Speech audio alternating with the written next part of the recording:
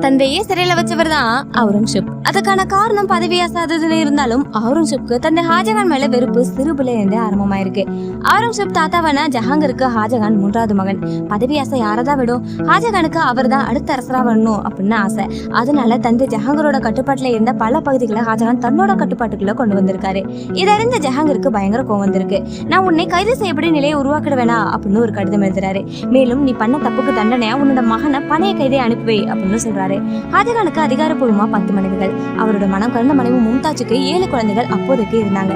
செல்ல பிள்ளைகளாவே மும்தாஜோட குழந்தைகள் இருந்துட்டு வந்திருக்காங்க. ஷாஜகான் யோசிக்கிறாரு, மகனை அனுப்புன்னு சொன்னாரே தவிர எந்த மகன்னு சொல்லலையேன்னு அவுரங்கசீப்பை பணைய கைதியா அனுப்பி வைக்கிறாரு. இத்தனை பிள்ளைகள் இருக்கும்போது தந்தை தன்னை பணைய கைதியா அனுப்பிட்டாரே அப்படிங்கிற ஒரு விஷயம் இவர் மனசுல ஆறாத வடுவா பதிஞ்சிருச்சு அப்படின்னு தான் சொல்லணும். பிற்காலத்துல ஜஹாங்கீர் மும்தாஜோட மகனான தாராவும் வரவழைச்சு 2 பேர்கிட்டையும் பிரியத்துடன் நடந்துக்கிட்டாரு அப்படிங்கிறது குறிப்பிடத்தக்கது.